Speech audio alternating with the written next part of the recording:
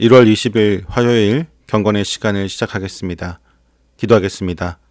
진리의 빛으로 인도하신 하나님, 오늘도 생명의 말씀 앞에 저희를 세워주시고 주님의 마음을 배우며 하루를 시작하게 하시니 감사합니다. 이 시간 성령님께서 저의 마음을 밝혀주셔서 말씀 속에 담긴 주님의 뜻을 온전히 깨닫는 은혜로운 시간이 되게 하여 주옵소서.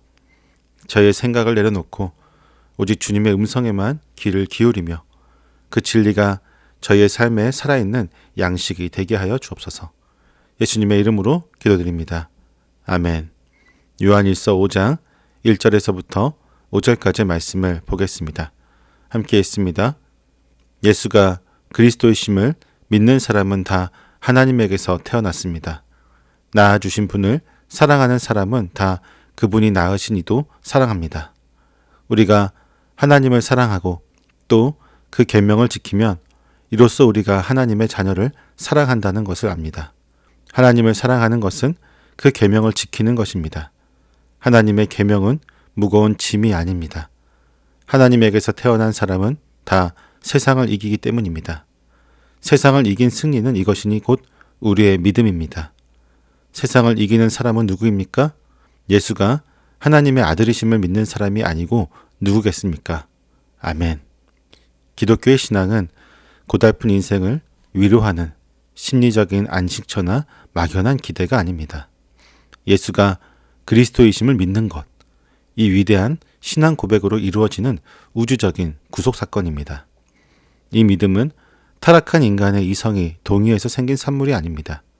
허물과 죄로 죽었던 우리의 영혼에 하나님께서 생기를 불어넣으사 당신의 자녀로 다시 낳으신 중생의 신비로운 은혜의 결과입니다. 우리는 이 믿음으로 말미암아 죄인의 신분을 벗고 하나님의 거룩한 형상을 회복한 새로운 피조물로 재창조되었습니다. 사도 요한은 이 믿음의 생명력이 필연적으로 사랑이라고 하는 성령의 열매를 맺는다고 선포합니다. 낳아주신 이를 사랑하는 자마다 그에게서 난 자를 사랑하느니라 라는 이 고백은 거스를 수 없는 거듭난 생명의 본성이자 영적 생명의 질서입니다. 육신의 부모를 진심으로 공경하는 자가 그 부모의 생명을 이어받은 형제를 미워할 수 없듯이 하나님 아버지를 경외하는 자는 하나님이 피로 값주고 사신 다른 지체를 사랑할 수밖에 없습니다. 비록 그들이 연약하고 부족해 보일지라도 그들 안에 내주하시는 성령과 아버지의 형상을 발견하기 때문입니다. 그러므로 믿음은 충만한데 사랑은 없다라고 하는 말은 성립될 수 없는 영적인 모순인 것입니다. 살아있는 믿음은 반드시 형제 사랑이라고 하는 구체적이고도 희생적인 열매로 그 진정성을 증명해 내야 합니다. 그렇다면 우리가 하나님을 사랑하고 형제를 사랑한다는 사실을 무엇으로 증명할 수 있을까요? 요한은 그 시금석을 우리의 감정이나 마음에 두지 않고 계명의 준수에 두고 있습니다. 하나님을 사랑한다는 것은 입술의 고백에 머물지 않고 그의 계명들을 지키는 것으로 완성이 되어집니다. 사랑은 명사가 아니라 순종이라고 하는 동사로 증명되는 치열한 성화의 과정인 것입니다. 많은 성도가 하나님의 계명을 인간의 자유를 억압하고 숨통을 조이는 무거운 짐으로 오해하곤 합니다. 그러나 요한은 그의 계명들은 무거운 것이 아니로다 라고 단호하게 말하고 있습니다. 율법주의적 강박에서 나온 노동은 고역이 되지만 언약적 사랑에서 나오는 수고는 기쁨이자 영광이 됩니다. 억지로 끌려가는 종에게 짐은 고통이지만 아버지를 사랑하는 자녀에게 순종은 아버지와 깊은 친밀함을 누리는 행복한 통로가 되어집니다. 마치 새에게 날개가 무게를 가진 짐이 아니라 하늘을 비상하게 하는 도구이듯이 하나님의 계명은 우리를 죄의 중력과 세상의 속박에서 해방시켜 거룩한 삶으로 날아오르게 하는 은혜의 날개입니다. 말씀대로 사는 것이 힘들게 느껴진다면 계명이 무거워서가 아니라 하나님을 향한 우리의 사랑이 식었기 때문일 것입니다. 하나님을 전심으로 사랑하면 순종은 가장 쉽고 가벼운 은혜의 방편이 될 것입니다. 우리가 발을 딛고 사는 세상은 결코 만만하지 않습니다. 하나님을 대적하는 거대한 시대 정신과 돈과 쾌락을 신으로 숭배하는 가치관, 그리고 끊임없이 우리를 정죄하는 죄의 유혹이 거친 파도처럼 날마다 우리를 덮쳐옵니다. 이 강력하고 조직적인 세상의 풍랑 앞에서 연약한 우리가 과연 어떻게 승리할 수 있을까요? 요한은 그 승리의 비결을 웅장하게 선포합니다. 세상을 이기는 승리는 이것이니 곧 우리의 믿음이니라. 믿음은 차가운 교리에 머리로만 동의하는 지적인 확신에 머물지 않습니다.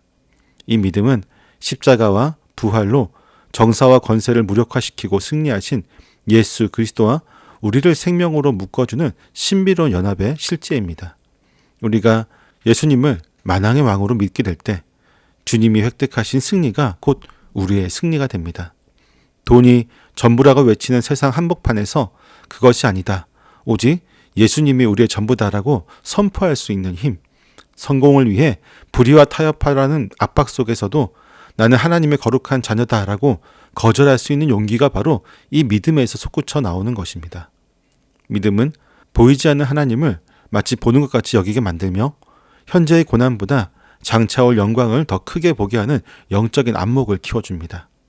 하나님께로부터 난 자는 잠시 흔들릴지언정 결코 세상에 무릎을 꿇지는 않습니다. 오늘 우리는 겉보기에 질그릇처럼 연약해 보일지라도 실상은 하나님께로부터 난 자들이며 이미 세상을 이긴 위대한 승리자들임을 기억해야 합니다. 세상의 파도가 아무리 높고 거칠게 몰아친다고 할지라도 우리의 손에는 믿음이라는 불멸의 무기가 쥐어져 있습니다. 때문에 우리는 예수 그리스도가 나의 유일한 구원자이자 주인 되심을 확고히 믿어야만 합니다. 그 견고한 믿음의 터 위에 서서 하나님을 뜨겁게 사랑하고 그분의 계명에 기쁘게 순종하는 삶을 선택하는 것입니다. 그리고 그 사랑으로 내 곁에 형제를 섬기며 끌어안아야 합니다. 순종과 사랑의 삶이 때로는 세상의 계산법으로는 미련해 보일지라도 그것이 바로 세상을 이기는 가장 강력하고 확실한 승리의 길이 됩니다. 우리는 패배할 수 없는 존재입니다. 우리 대장 대신 예수님께서 이미 이기셨기 때문입니다. 오늘 하루도 이 믿음의 날개를 활짝 펴고 죄와 유혹과 두려움을 모두 발 아래 두고 넉넉히 이기며 비상하는 하나님의 자녀가 되기를 소망합니다. 기도하겠습니다. 승리를 약속하신 하나님, 저희를 하나님께로부터 난 자로 삼아주시고 세상을 이기는 믿음의 유산을 허락해 주시며 감사를 드립니다. 하지만 세상을 이긴 승리자라 고백하면서도 정작 삶의 자리에서는 눈에 보이는 이익과 시대의 흐름에 흔들리며 힘없이 주저앉아 있었습니다. 주님의 계명을 저희를 비상하게 하는 은혜의 날개로 여기기보다는 자유를 구속하는 무거운 짐으로 오해하며 기쁘게 순종하지 못했던 저의 연약함을 용서하여 주옵소서.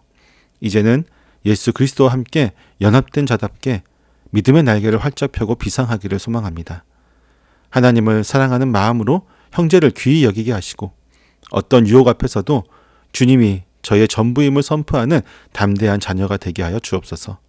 오늘 하루 저희의 삶이 세상을 이긴 주님의 승리를 증명하는 복된 자리가 되게 하여 주시옵소서. 예수님의 이름으로 기도드립니다. 아멘.